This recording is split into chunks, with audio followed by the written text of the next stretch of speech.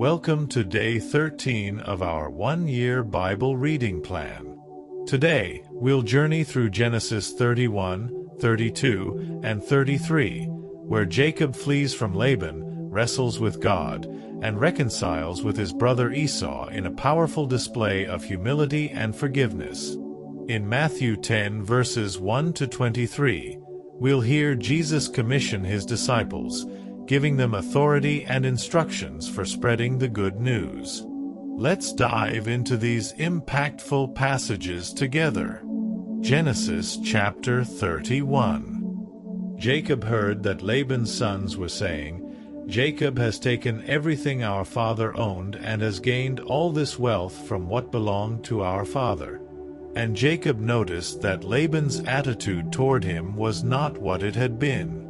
Then the Lord said to Jacob, "Go back to the land of your fathers and to your relatives, and I will be with you." So Jacob sent word to Rachel and Leah to come out to the fields where his flocks were. He said to them, "I see that your father's attitude toward me is not what it was before, but the God of my father has been with me. You know that I've worked for your father with all my strength, yet your father has cheated me by changing my wages 10 times.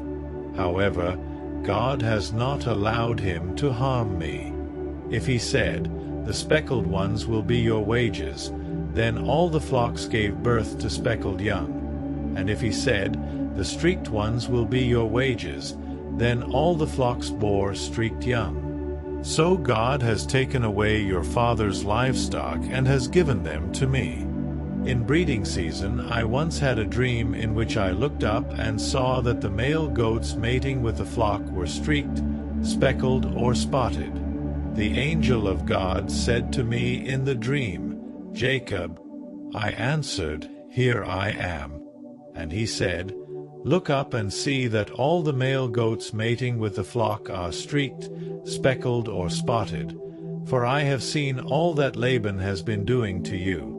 I am the God of Bethel, where you anointed a pillar and where you made a vow to me. Now leave this land at once and go back to your native land.' Then Rachel and Leah replied, 'Do we still have any share in the inheritance of our father's estate? Does he not regard us as foreigners? Not only has he sold us, but he has used up what was paid for us. Surely all the wealth that God took away from our father belongs to us and our children. So do whatever God has told you.' Then Jacob put his children and his wives on camels, and he drove all his livestock ahead of him, along with all the goods he had accumulated in Paddan Aram, to go to his father Isaac in the land of Canaan. When Laban had gone to shear his sheep, Rachel stole her father's household gods. Moreover, Jacob deceived Laban the Aramean by not telling him he was running away. So he fled with all he had, crossed the Euphrates River, and headed for the hill country of Gilead. On the third day Laban was told that Jacob had fled. Taking his relatives with him, he pursued Jacob for 7 days and caught up with him in the hill country of Gilead. Then God came to Laban the Aramean in a dream at night and said to him, 'Be careful not to say anything to Jacob, either good or bad.' Jacob had pitched his tent in the hill country of Gilead when Laban overtook him, and Laban and his relatives camped there too. Then Laban said to Jacob, 'What have you done? You've deceived me, and you've carried off my daughters like captives in war. Why did you run off secretly and deceive me? Why didn't you tell me, so I could send you away with joy and singing to the music of timbrels and harps? You didn't even let me kiss my grandchildren and my daughters goodbye. You have done a foolish thing. I have the power to harm you. But last night the God of your father said to me, 'Be careful not to say anything to Jacob, either good or bad.' Now you have gone off because you long to return to your father's household. But why did you steal my gods? Jacob answered Laban, I was afraid, because I thought you would take your daughters away from me by force. But if you find anyone who has your gods, that person shall not live. In the presence of our relatives, see for yourself whether there is anything of yours here with me, and if so, take it. Now Jacob did not know that Rachel had stolen the gods. So Laban went into Jacob's tent, and into Leah's tent, and into the tent of the 2 female servants, but he found nothing. After he came out of Leah's tent, he entered Rachel's tent. Now Rachel had taken the household gods and put them inside her camel's saddle and was sitting on them. Laban searched through everything in the tent but found nothing. Rachel said to her father, Don't be angry, my lord, that I cannot stand up in your presence. I'm having my period. So he searched but could not find the household gods. Jacob was angry and took Laban to task. What is my crime? He asked Laban. How have I wronged you that you hunt me down? Now that you have searched through all my goods, what have you found that belongs to your household? Put it here in front of your relatives and mine, and let them judge between the 2 of us. I have been with you for 20 years now. Your sheep and goats have not miscarried, nor have I eaten rams from your flocks. I did not bring you animals torn by wild beasts. I bore the loss myself. And you demanded payment from me for whatever was stolen by day or night. This was my situation. The heat consumed me in the daytime and the cold at night, and sleep fled from my eyes. It was like this for the 20 years I was in your household. I worked for you 14 years for your 2 daughters and 6 years for your flocks, and you changed my wages 10 times. If the God of my father, the God of Abraham and the fear of Isaac, had not been with me, you would surely have sent me away empty-handed. But God has seen my hardship and the toil of my hands, and last night he rebuked you. Laban answered Jacob, The women are my daughters, the children are my children, and the flocks are my flocks. All you see is mine. Yet what can I do today about these daughters of mine, or about the children they have borne? Come now, let's make a covenant, you and I, and let it serve as a witness between us. So Jacob took a stone and set it up as a pillar. He said to his relatives, Gather some stones. So they took stones and piled them in a heap, and they ate there by the heap. Laban called it Jegar-Sahadutha, and Jacob called it Galad. Laban said, This heap is a witness between you and me today. That is why it was called Galad. It was also called Mizpah, because he said, May the Lord keep watch between you and me when we are away from each other. If you mistreat my daughters, or if you take any wives besides my daughters, even though no one is with us, remember that God is a witness between you and me. Laban also said to Jacob, Here is this heap, and here is this pillar I have set up between you and me. This heap is a witness, and this pillar is a witness, that I will not go past this heap to your side to harm you, and that you will not go past this heap and pillar to my side to harm me.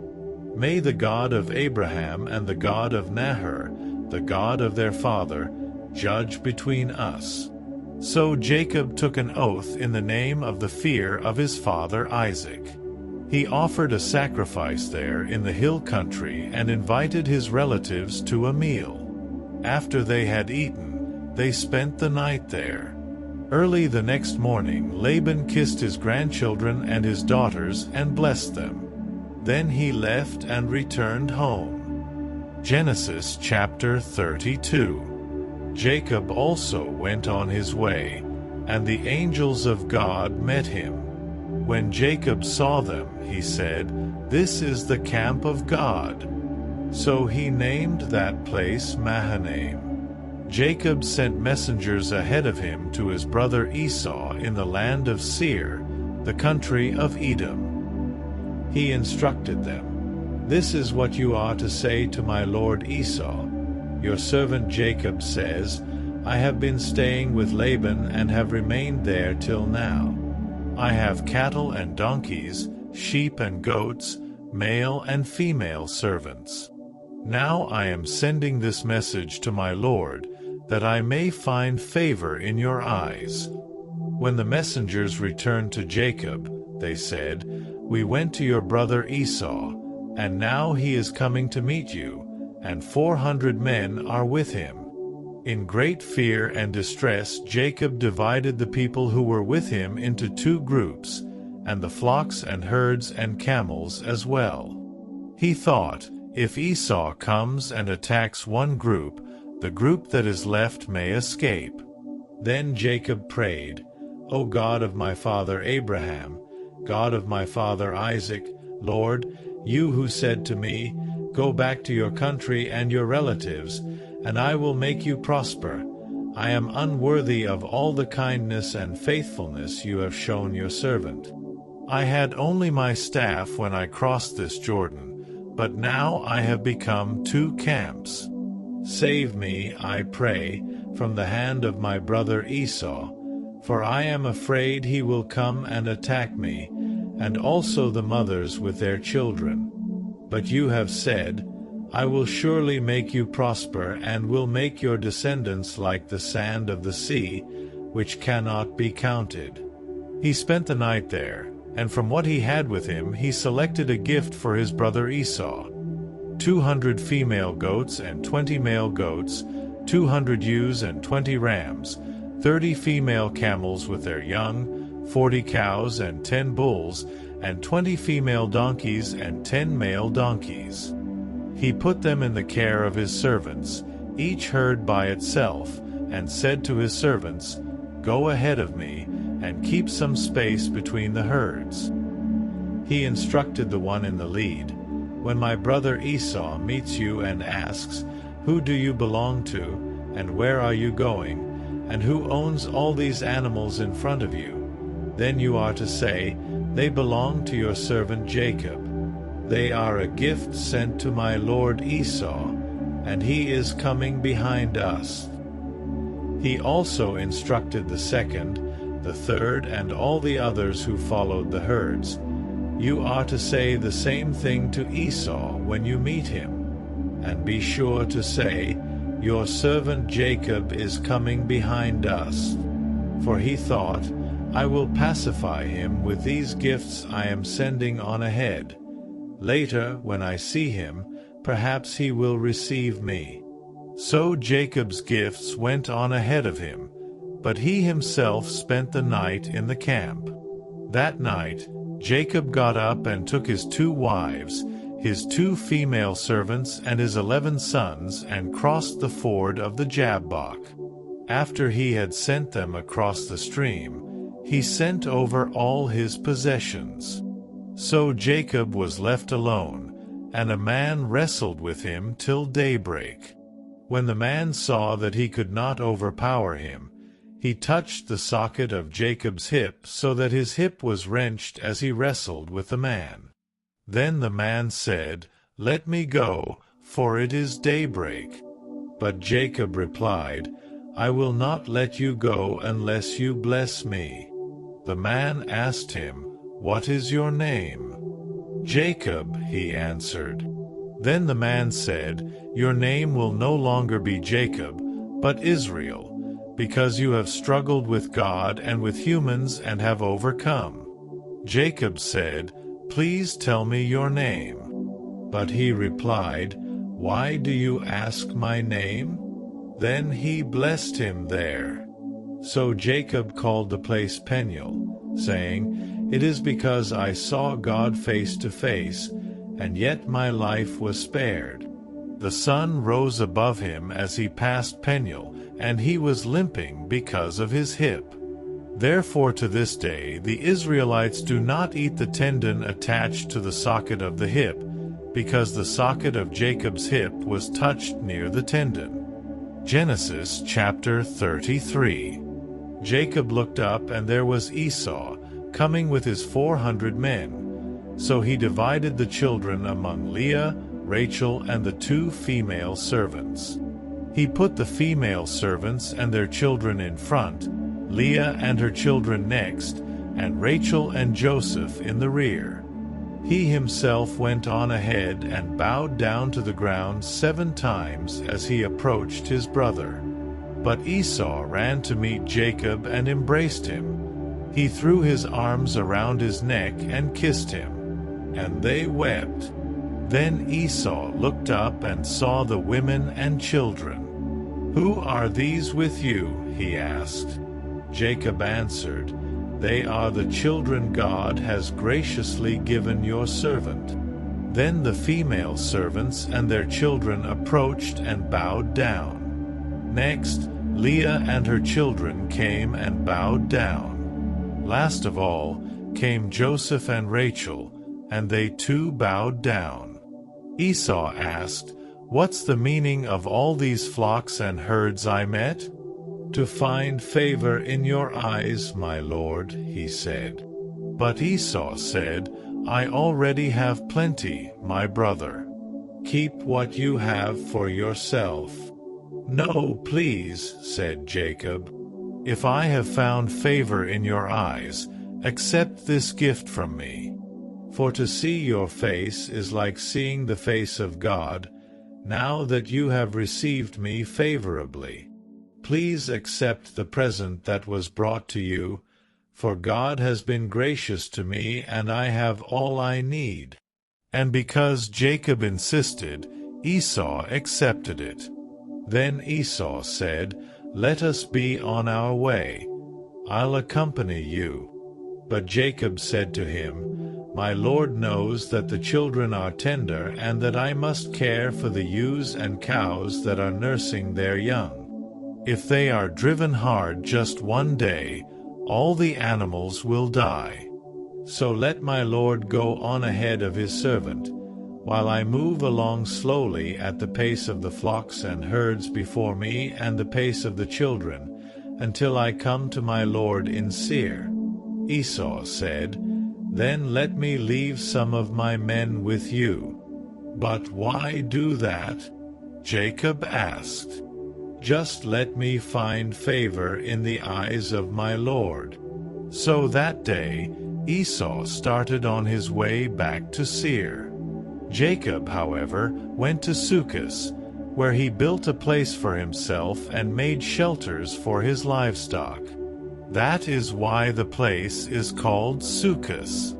After Jacob came from Paddan Aram, he arrived safely at the city of Shechem in Canaan and camped within sight of the city.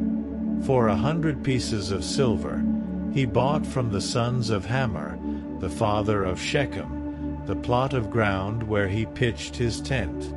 There he set up an altar and called it El Elohe Israel. Matthew chapter 10, 1-23. Jesus called his 12 disciples to him and gave them authority to drive out impure spirits and to heal every disease and sickness. These are the names of the 12 apostles. First, Simon, who is called Peter, and his brother Andrew, James son of Zebedee, and his brother John, Philip and Bartholomew, Thomas and Matthew the tax collector, James son of Alphaeus, and Thaddeus, Simon the Zealot, and Judas Iscariot, who betrayed him. These 12 Jesus sent out with the following instructions: "Do not go among the Gentiles or enter any town of the Samaritans. Go rather to the lost sheep of Israel. As you go, proclaim this message: the kingdom of heaven has come near. Heal the sick, raise the dead, cleanse those who have leprosy, drive out demons. Freely you have received, freely give. Do not get any gold or silver or copper to take with you in your belts, no bag for the journey or extra shirt or sandals or a staff, for the worker is worth his keep. Whatever town or village you enter, Search there for some worthy person and stay at their house until you leave. As you enter the home, give it your greeting. If the home is deserving, let your peace rest on it.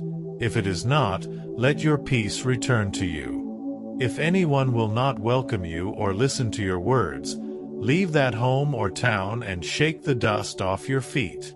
Truly, I tell you, it will be more bearable for Sodom and Gomorrah on the day of judgment than for that town. I am sending you out like sheep among wolves. Therefore be as shrewd as snakes and as innocent as doves.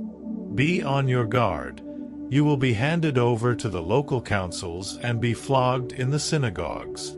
On my account you will be brought before governors and kings as witnesses to them and to the Gentiles.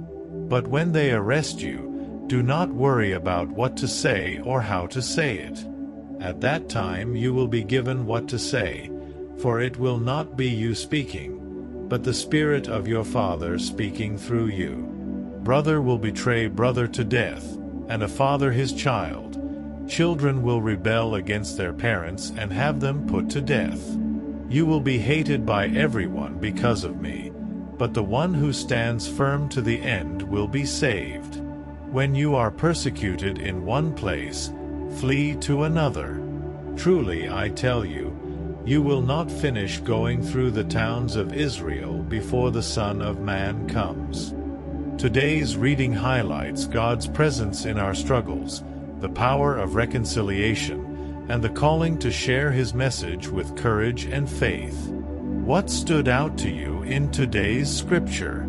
Share your thoughts in the comments, and don't forget to join us tomorrow for Day 14 as we continue this incredible journey through God's Word.